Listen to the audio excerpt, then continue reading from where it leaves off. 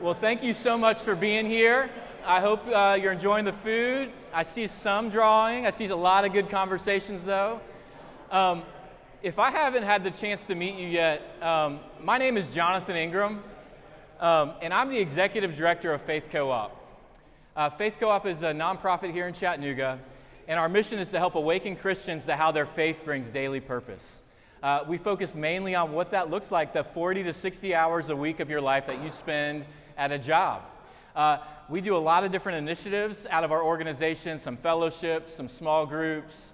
But what you're at today is a series that we do every year called our Lunch and Learn series. And this happens 6 times a year, and we theme these out. We are in the 5th of 6 events. I got to talk to our speakers. Hey, you guys are a little too rowdy back there. All right. This is our 5th of 6 events that we're doing on the theme, Who is My Neighbor? Last year we did a theme on reimagining work, and every speaker we had from industries all over town would come, and they were talking about how their faith was helping them imagine the job that they had. And a phrase that happened every single time was, well, one of the ideas from Scripture that really drives me in my work is, what does it mean for me to love my neighbor in my job? And we didn't have time to really dive into that question, and so this year we've been going through different industries and talking about what does it mean as a believer to love your neighbor in your work. And so we've looked at marketing, we've looked at food and hospitality, we've looked at financial planning, we've looked at human resources. And today we're going to talk about what it means to love your neighbor in the parks and rec space, in the green spaces that we have, and having some folks that are going to share a little bit about, who think about this all the time. What it means to build spaces for folks to use in our city.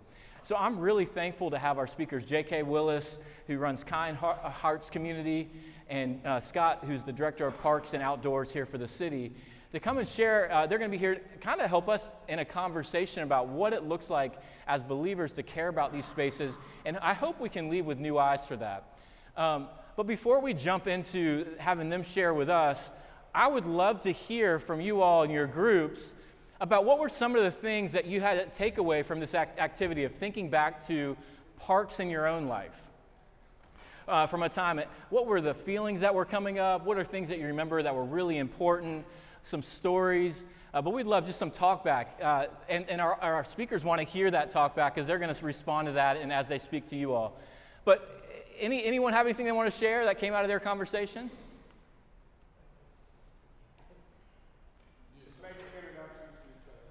We made it through introductions at that table. Good job. All right.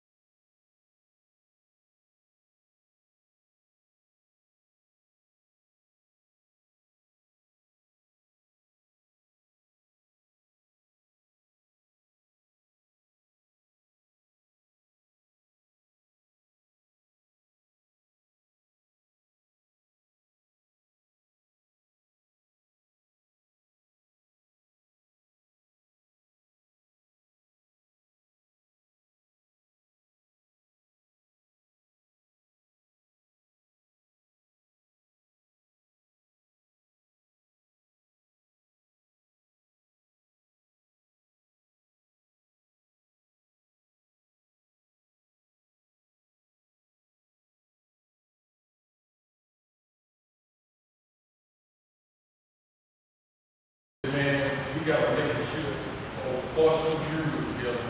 But you refer back to them days when we were kids playing sports. So the parks in our community is just a way for people to come together and do something positive, because a lot of negativity was in the community. So that was a good way for us to come together and do something positive. Thank you so much for sharing that. So the parks in his neighborhood were a place to gather and belong. There was food involved, but community, play, games, but this sense of gathering and belonging. It was the place that you would see people in a way outside of your homes, almost like a third space. Is that correct? Thank you for sharing that. Anyone else want to share anything from their conversations?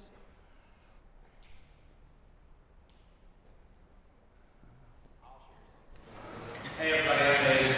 I didn't share this today. When I was growing up, I played baseball.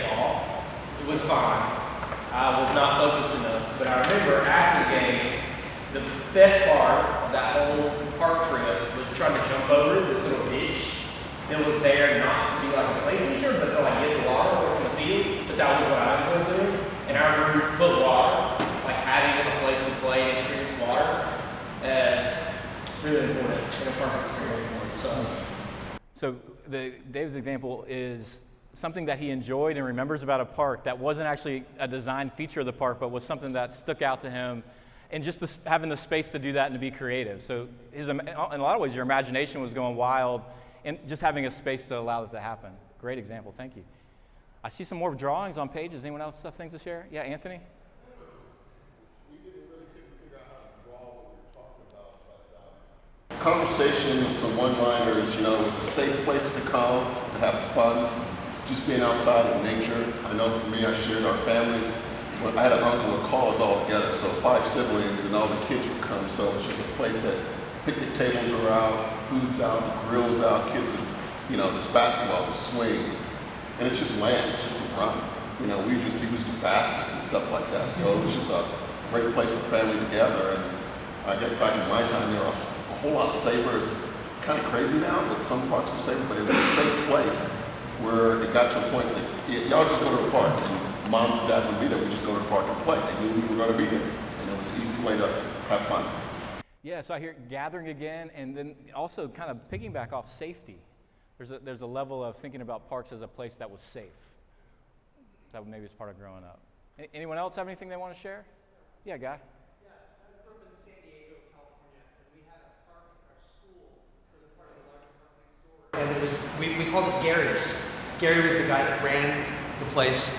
It was about the size of this, but Gary was super ingenious, and he built inside, like, I remember 2 pirate ships that he built out of cardboard and different things that we could run through and crawl through, and we had holes where we would shoot, you know, those dart guns with the suction cups on the ends. We'd shoot and have battles back and forth. We'd have cannons that shot tennis balls across. And it was such an amazing place of just imagination and safety for kids. We'd come in after school and just sign in, and we'd stay there for hours. I don't even remember the name of the actual park right here. It was just called Gary's. But it just stuck with me, and he did such a great job of making it a place of safety for the kids and just adventurous, creative spirit. It just was really, really fantastic. So it's almost like you described a canvas with some parameters that then you got to create something on with your guys' imagination. And the fact that you don't even remember the park, but you remember the space. That's what stood out to me when you said that. That's amazing. Anyone else want to share anything? Yeah, Jeff?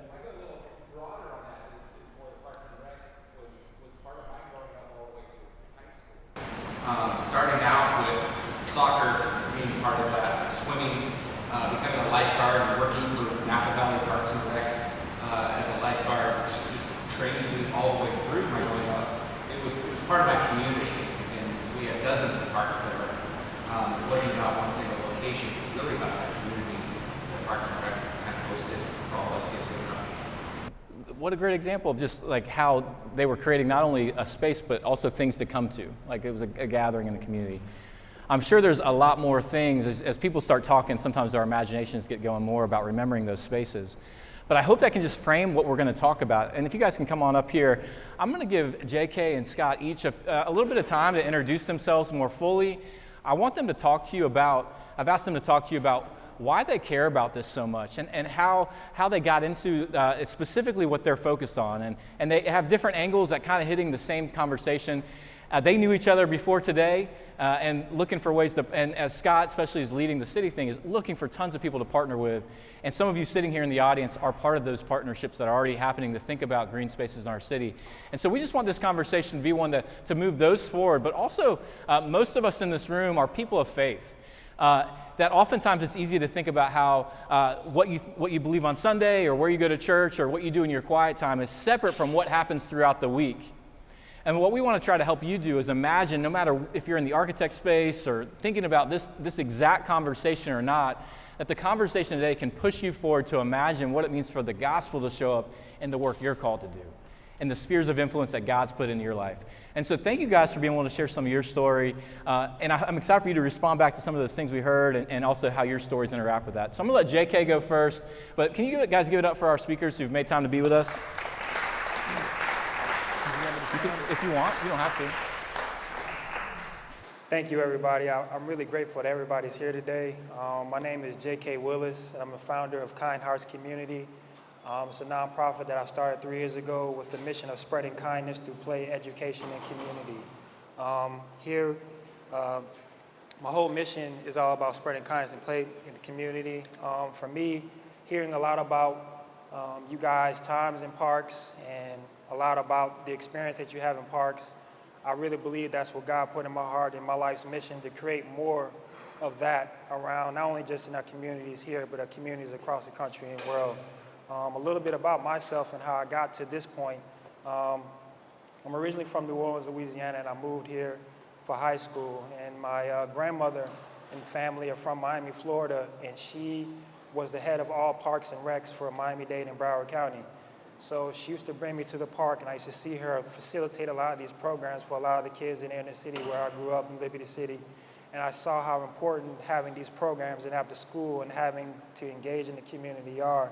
And I understood the power of kindness when I was younger, and I later understood more of that as I got older, and how I got to this point. On the next slide, this park here is a park that I'm building currently in Atlanta that I'm working closely with PlayCorps to help facilitate. And it's been about 3 years that I've been working on this project, and I finally got it approved by the mayor of Atlanta.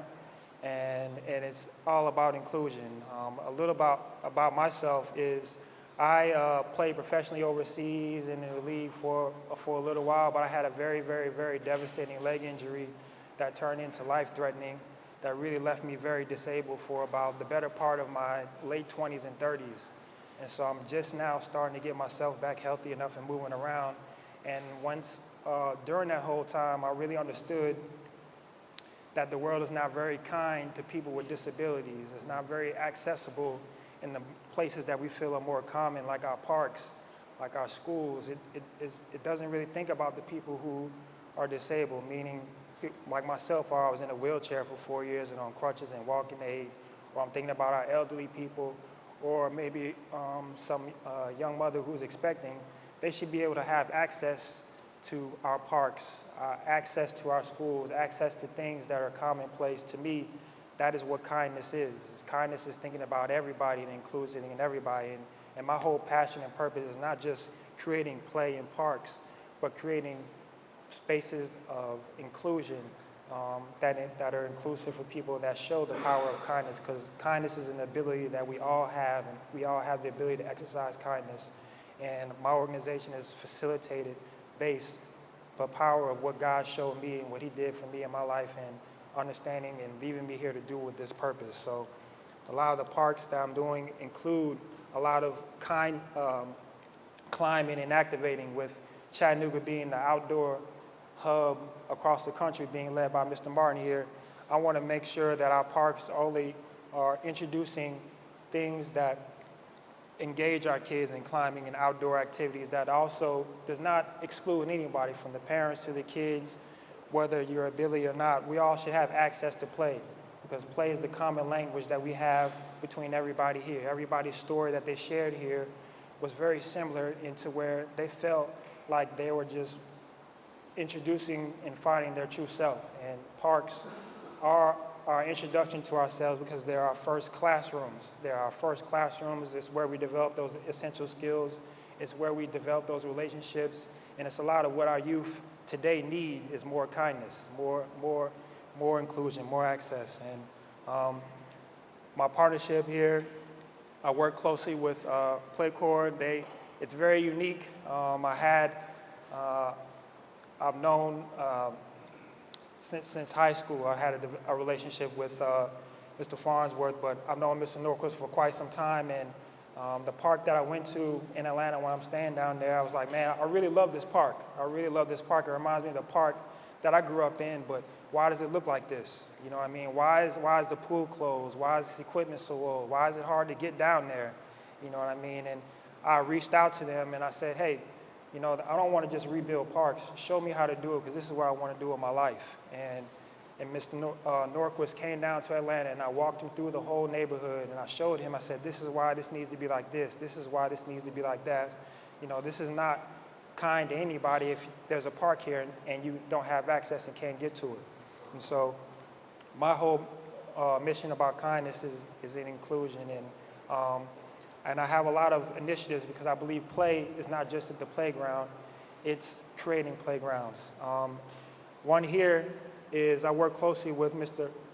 Watkins and the community garden and getting a lot of our young kids back to introduction to horticulture and creating a horticulture playground. And my whole mission is let's put our kids' hands in the dirt and not put them in the dirt. You know, let's get them activated and get them mentally stimulated and understand that they can create life through an initiative of working together and help sustain and help their neighbor feed and create local access and understand the power of unity and supporting local food deserts in Chattanooga. And also my mental health initiative is called It's Cool to Talk, where I work with a lot of the kids at Chattanooga Parks and Recs, where I have a program where I create a safe space for them outside of the playground or in the playground where they'll be able to feel and talk about what's going on in their life. You know, somebody who looks like them, who's been there, who understands the power of play. And really creating a space where they can continue to develop themselves and really show the kindness that God showed in me and really put it in spaces where these kids and people have access to it. And also the science and technology, working with Skyuka Hall, not excluding people who might be on the spectrum or like I was, and really working with the kids to develop a lot of play in their spaces. And here at Skyuka Hall, I developed a whole green and media room there to where they'll be able to freely express themselves and create kind of like a playground to where they can have access and freely express themselves like they would freely at the play. And then also, Upscale is an initiative that we have, Upscale spelled with a K, where I've created a lot of space where I'm teaching a lot of kids how to take their own clothes and create their own identities through upscaling clothes, like I did with these overalls, and teaching kids in the library how to create their own brands and identities to eliminate a lot of bullying, show themselves through and express themselves in the play, creating a space of play through making clothes. So the emphasis that I really want to put on is play is not just at the playground. We can create spaces of kindness outside of play that create places of comfort and create places of inclusion. And I just want you guys to really think about the power of kindness that was showed in your life growing up to whatever it is that you want to do. And we all have an ability to create what we needed and put it right there to help us get to where we got to a lot sooner. And the Lord showed me that, and He's using me to facilitate that through my organization and really help the youth like I needed help and be the guidance and light that I know He left me here to do. So I believe that's all the slides and everything. I believe that's everything there. And is that it? Cool. But thank you so much, and spread kindness.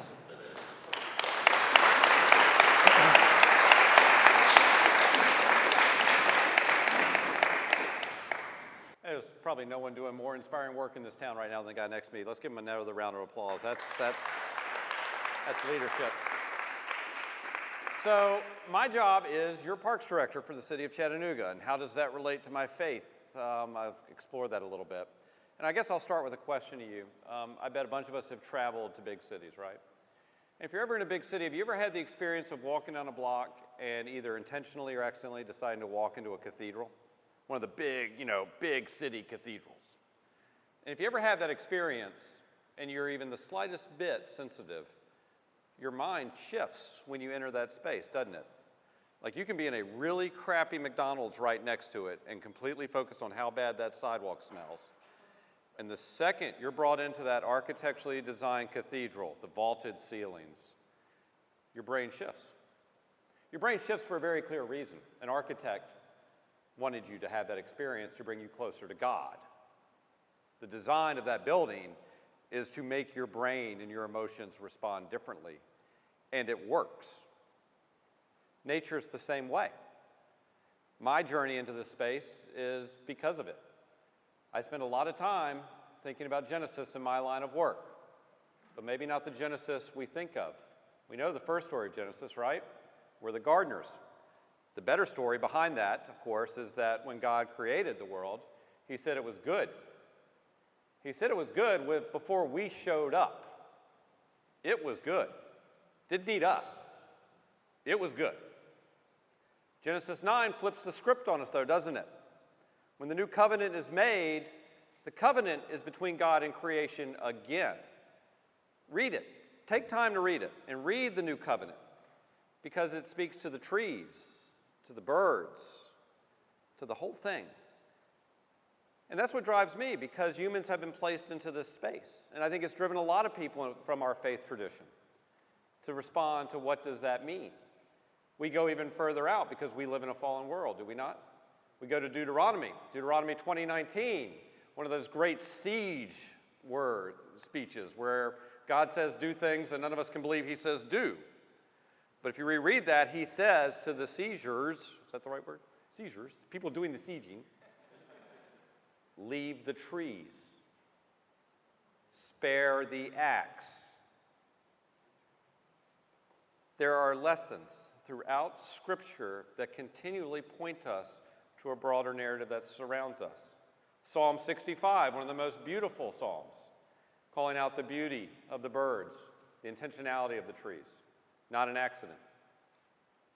Those things shape me because this is the world we've inherited. And we know it now, and we know it's good for us because we have data that backs it up. I'm always good with books. I'm not going to bring this one up. But if you want to read Florence Williams. She just did a great book about how nature impacts our brains, our emotions. I don't know if y'all saw, Chattanooga just spiked a couple weeks ago as being one of the most creative cities in the nation. One of the most cities creating the most patents right now is Little Chattanooga. We are punching above cities much larger than us. We should not be surprised. The more time we spend in nature, the more creative we are. These are the lessons, and they come back to us and they wash over us over and over again.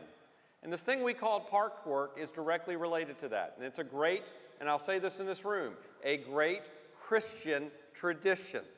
The public park in the Western context is a creation of the Reformation. While there are various cultures that give us green spaces that are preserved, the Asian cultures, but the Islamic cultures give us great gardens and great architecture and design. None of them give us this idea of the public park belonging to the public the same way Western culture does after the Reformation. Something happened. Now, as the Presbyterian in the room, I'll say Presbyterians happened, but that's just me. But there's a statement that we have responded to this landscape and said it has something to teach us, it has something to tell us. And it really, really matters now more than ever. And let me tell you why. You are going through and we are living through the biggest shift in human settlement in the history of mankind right now. We are living in the middle of it with urbanization. By 2050, 7 out of 10 of us are going to live in cities. That changes how people live. God designed fish to swim, birds to fly, people to walk. We are now living in cars. We're now living in elevators. We're now living through this thing. The Lord did not make our bodies to do that, I don't believe. Otherwise, I think he would have given Adam and Eve an iPhone. He put us in this thing called nature. And it's my value set. This isn't anything other than a value set. Is that it's in preservation of nature in our cities where we preserve humanity. We preserve these green spaces not because they make sense on a spreadsheet. No one has a family because it makes sense on a spreadsheet. We build places for people to thrive. And I believe thriving requires sensitivity. It requires realizing I'm not the biggest show in town. It requires feeling the feelings of wonder, of awe, of beauty. We were just chatting. We both grew up on the courts as our childhood and spent how many summer hours? Countless. 5-on-5, next one out. That's a human experience that makes no sense on a spreadsheet in the cities. Yet our cities, and I say this without blinking, are being turned into commodities.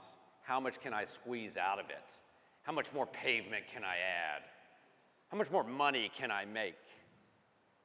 I think if we follow that line of reasoning, we'll find people who aren't concerned about anything other than how much money can I make? How much more pavement can I leave down?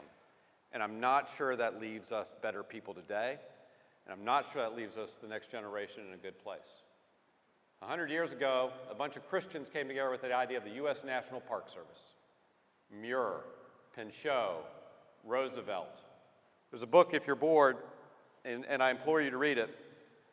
It's called Inherit the Holy Mountain, Religion and the Rise of American Environmentalism. Reread it. The Christian witness is needed in this space. Somewhere it feels weird now. It can feel weird to be a Christian and be an environmentalist. I'm telling you, that's a false construct, and you've been tricked. We're part of a bigger story. And there's a long history of these green spaces around you that have to do with our role as Christians in building cities that are designed for people, because the Lord cares about people. And while we live in a fallen world, what are the things we can do to help do a little bit of the recovery? And I think that's our work. And it's neat for me to be able to say these words to you, because I can't often say this in the business I'm in. But I think this is the work of faith. I think the work of having creation serve the people that the Lord cares about enough to send his only son to die for us is pretty important. And I think if we get it right, we can point people. I'm not a minister, I'm not Jonathan, but I can preserve lands that maybe point. And I think that's pretty important. So that's the story of why I do my work.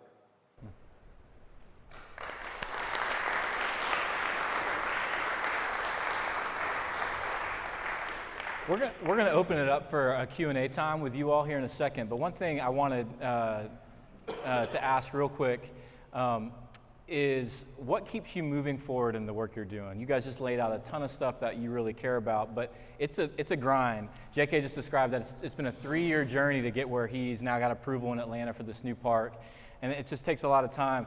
I'd love to hear what drives both of you to keep moving. And Scott, if you could speak specifically with your role in the city on the National Park City endeavor that you're working on, but I'd love for you both to kind of share. What's your why that keeps you moving forward? Well, I think the why that keeps me moving forward is I saw in what I thought was going to be my last hours, I saw the power of God's kindness. And I saw when people that didn't have to did. And that to me was like the lasting impression of what it is. I say, whatever that is, I want to do that. But I want to do it in a way to where I felt like I was the most full of myself, and like we all do, everybody in this room grew up in the park, and the memories there, and being a part of teams in that locker room. I think I want to be able to be a person that what drives me is the help that I needed when I needed it, and be that person to encourage, be that person to help say, hey man, you can do this, and help inspire, like somebody inspired me throughout my basketball and life journey, and being able to be somebody who's dedicated his life to service, because service is really the true form of leadership. And I don't have any type of ego with anything that I do. I just really genuinely care about others, and I care about others in their space to where they will be able to be in a position to show the act of kindness that was bestowed upon them and myself. And I think for me, in my line of work, is putting things into a place where it doesn't exclude anyone. In our parks, they're only exclude people when they're not kind to people and they don't have access to it. And I'm dedicating my life to that, so where everybody is from, everybody can receive it. I hope that answers the question in the best way possible. Yeah, so we'll talk about, all right, so if you're even the slightest bit aware, you look around the world right now and you see a lot of problems. We're going to have 1 million species go extinct in the next 50 years. Pollution's increasing, sedimentation, soil erosion. Racial reconciliation appears to be stuck, if not going backwards in some ways. People don't feel safe in their parks and in their neighborhoods. If you're at all reflective like I am at midlife, where you've been doing this parks work for 30 years, you've got to ask yourself, is what I'm doing making a difference? That 2 a.m. thought has to hit you. Well, I had that midlife crisis moment, and then I met a guy named Daniel Raven Ellison. He's a National Geographic explorer in London. Now, what's neat about Daniel, he's the only National Geographic explorer that's assigned to cities. Isn't that fascinating?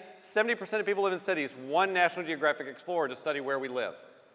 And he came up with the idea saying we're doing it all wrong. Cities don't have parks, rather cities have to be parks. We don't separate nature and people anymore. Isn't this funny? Almost feels scriptural, doesn't it? Even though he doesn't come from that faith tradition. You can almost feel it. So he created the idea of the National Park City movement. We picked up on it and we're running with it here with the idea of make decisions that are about building a livable city. Get away from the silos and do it in a different way, because if we wait for government to do it, it'll take too long, it'll be too bureaucratic, and everyone will go nuts and insane. If we try to do it as individuals, it won't be enough to make a fundamental difference. But if we take the best of both, maybe we have a fighting chance to get it right. That's the idea. So we're pitching the National Park City movement for Chattanooga, because look around us, 12,000 years of human settlement. We're in the most biologically rich part of the United States, if not North America. We have the story of the quest for freedom from our African-American brothers and sisters and the rejection of it. We have food, we have music, we have art, we have culture, we have sounds, we have smells, we have allergies, we have history. I mean, we got it all. So we made the pitch for Chattanooga to be a national park city. Surprise, surprise, we succeeded. We beat Calgary, Seattle, Vancouver. And people look at me askew, like, what the what? So I'm making the pitch for Chattanooga in Australia in November, and I'm doing the speech. So it's us, Rotterdam, Glasgow, and a couple other cities that I forget about. And 90% of the questions from the global audience are coming to me because they're all fascinated in the American South. Like, if you're from overseas, the American South is this forbidden fruit. Like, they come to Disney, they go to Chicago, New York, but the South, ooh.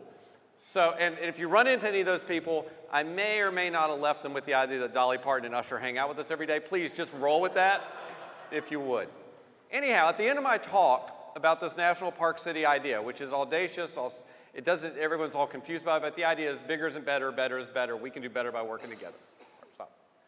An Aboriginal elder gets up in the back of the room. Now, I don't know if you know much about Australian politics, but last year there was a vote in Australia to give personhood status to the Aboriginal nation. Essentially, they don't have representation in Parliament. Now, they've lived there 30,000, 40,000, 50,000 years. Pick your year. It went to the voters, and it was rejected.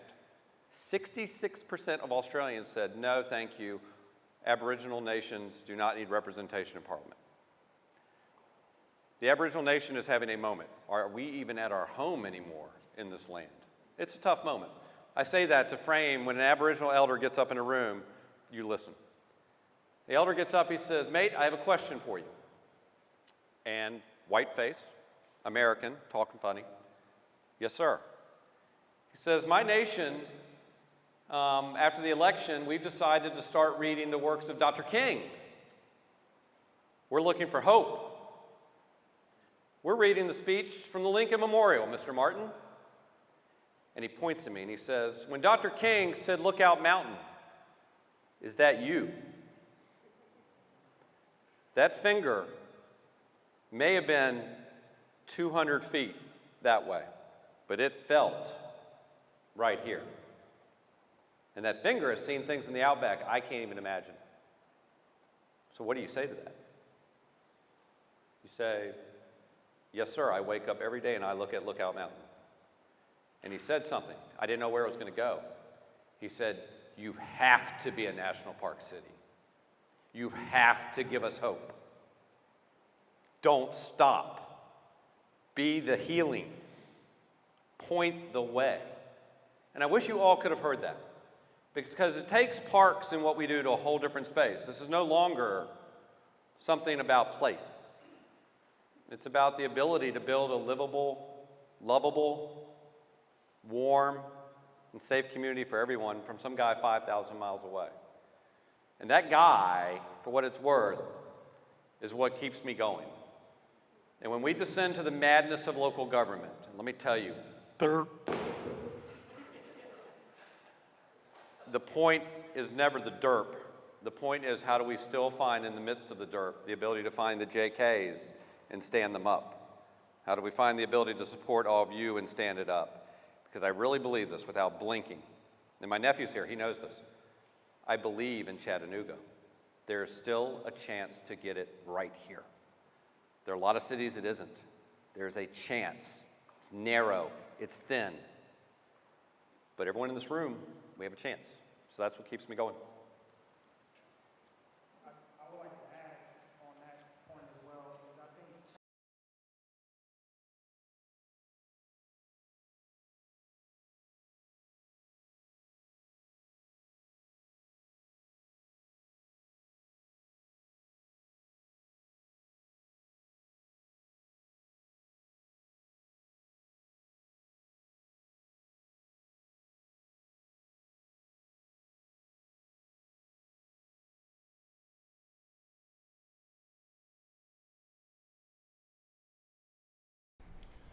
Can we give them a round of applause for sharing?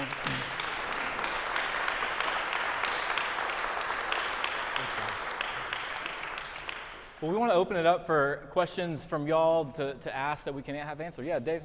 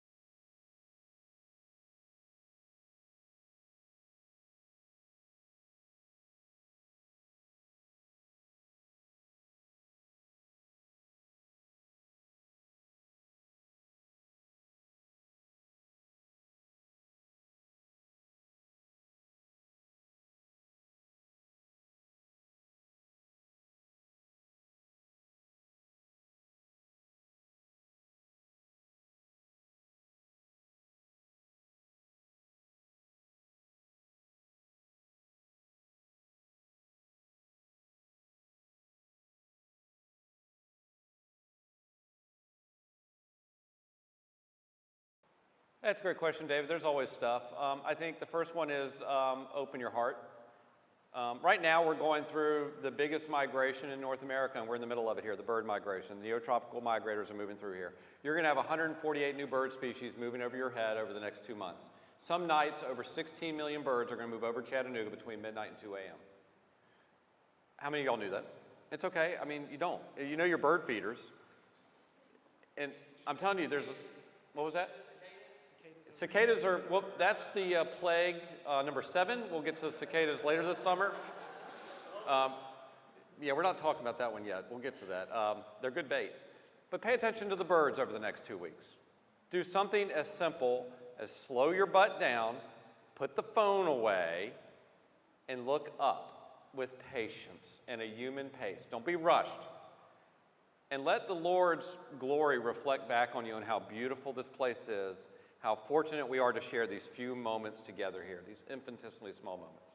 I start there because that begins to elevate our thinking. What if we left a city in 2050 that's a better place than we found it? What if I picked up a piece of trash that I saw on the street instead of driving by?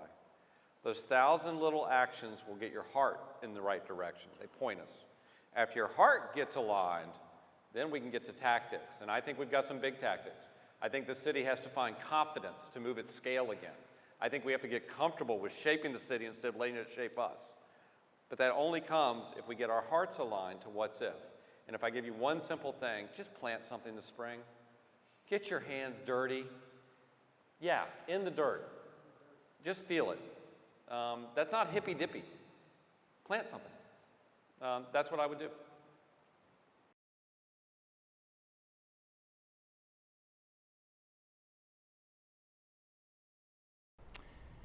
Scott and JK both shared about your faith being really important. Scott, you shared a handful of verses. I'd love for you guys, is there a verse or an idea in Scripture that really drives you in your work as a person of faith? Something that you go back to that says, hey, what we're doing here really matters. I know you gave some really good examples of broad picture stuff. But as you think about that, is there anything you want to share?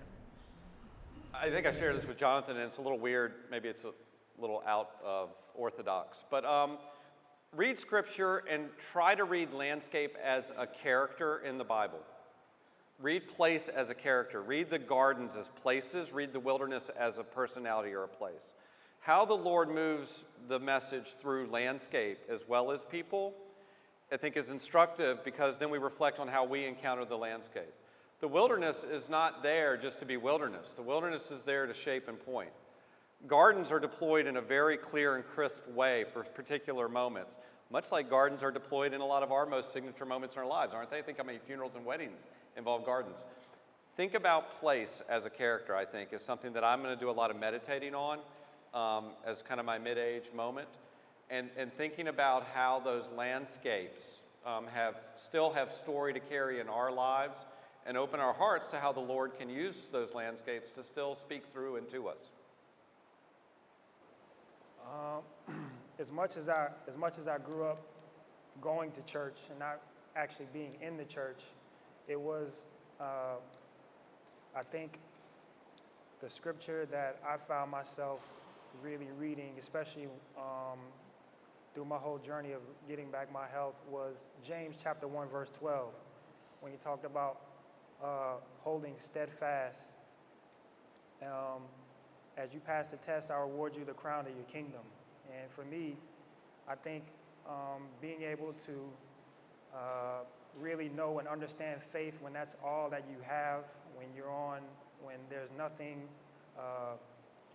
anything that you can put on, anything that you can wear, no amount of money, not anything, it's just you and the Lord. And I was in that space to where, okay, there isn't anything else here. It's just me and you. And it's a test, just like how every day is a test, where whether you say you're going to make up your bed and you do it or don't, it's the small things. It's how they accrue. And for me, I think with me trusting the Lord and really trying to understand why he put me through everything that he did and not wanting to hear everything happens for a reason, I think the reason why that verse is so poignant is because I feel like I've passed this test and I realize what he's got left me here to do. And with my organization and with what I'm doing and what he put in my heart, that is the crown and the kingdom that he's rewarding me with by passing that test. So James chapter 1, verse 12, just the book of James in general, where it's not as long, but it's very short and sweet, because I have Lord gave me a short attention span too, I'm not gonna lie. But I think that verse really resonates with everyone, because everyone can relate to passing the test and staying faithful and really seeing things through.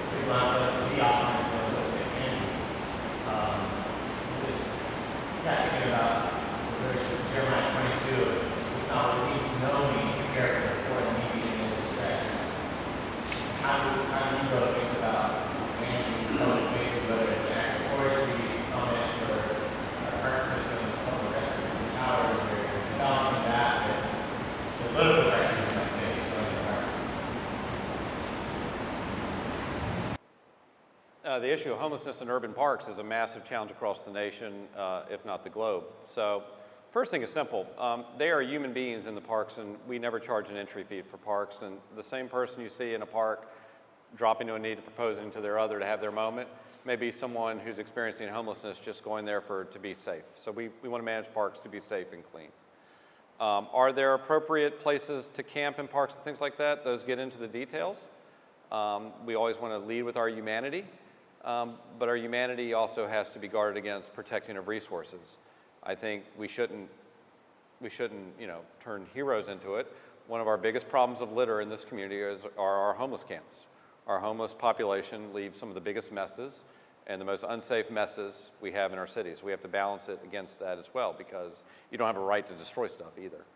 So we have a lot of work to do in that space, but I think, yeah, we leave it. We clean our bathrooms to a standard, not a schedule. Everyone has the right to have a bathroom use. Everyone has a right to enjoy a park. I got asked the other day, would you put up, someone didn't want homeless people in their park, and they said, would you put up a no loitering sign? I said, I don't think you understand the purpose of a park. I think you've lost the point. So we have to work our way to it. I can tell you this, the challenges of homelessness are actually managed in many parts by parks that are well loved and well used. The parks that are shared equally between those who are unhoused and those who are housed, and you can't tell the difference between the two, are like Central Park in New York, are our best designed parks. We have two landscape architects here, probably more, with Matt and Paul's on our park commission now. They'll tell you that we can design a lot of this from the jump as well, if we get the architecture right, so.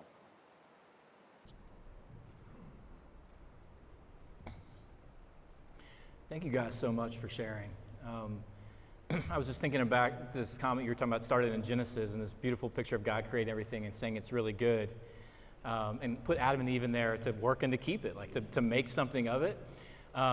And that just goes into why we do this faith and work conversations, that we believe that God isn't just going to zap my soul to heaven one day, but that he's renewing all things back to himself. But the picture we get in at the end of the story, in the beginning of the story, we have this picture of the garden with the tree and the river running through it. The end of the story isn't going back to the garden, but it is this picture of a city coming down. But in the middle of the city is the river and the tree, and it's this mixture. It's almost like a park city. Crazy. That we're being called to, and that renewal is this idea of human innovation and creating things, but also this place of living within God's good creation in a really healthy way. And if we can be a picture of that in a small little way, even not perfect way here in Chattanooga, I'm so thankful for people in this room that are a part of that journey, for you all being a part of that journey. Thanks for being interested in this conversation. I hope you leave with a new posture. I mean, that's basically what Scott's advice to you is how do you see things with new eyes and in new ways? We're so thankful to have you here. Can we give it up for them one more time? We've done that a lot, but it's just been really helpful.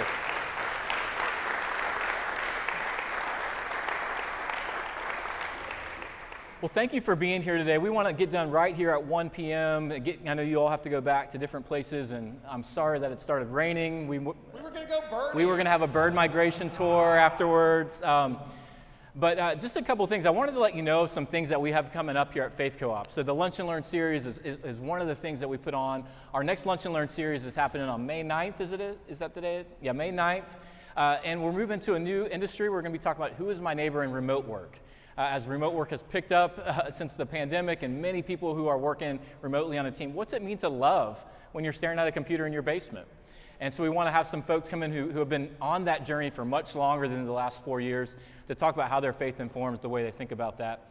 This summer we also have something we're doing new this year is we usually cut all our programming off, but we're going to provide a few opportunities for people that want to stay connected and meet with other people throughout the summer to do some low-hanging fruit things. So we're going to have a couple book discussions going on. I'm going to be leading one on a book called The Wise Leader, talking about leadership and wisdom. One of our board members, Megan Castle, is going to be leading a book on women, work, and calling, and so women in the workforce. And then Dr. Ben Mitchell, who just retired from Union University over in on the other side of the state, is going to be leading a 4-week discussion with articles on AI in the workforce. And what does this mean as a believer to start thinking about this new world that we live in? So these things are coming up. Do we have any more slides? And then a big event we want to let you know about, and we're going to send an email out tomorrow. If you're on our newsletter, you're going to get more about this. But we want you all to be the second time we've announced this publicly. But as the election approaches and as us, one of the vocations that you all have is the work you go to, but also being a citizen of Chattanooga, but a citizen of our country. And we're about to enter a political election season that, I don't know if you've seen any news stories, it might be a little polarized. It might be something that leads to division.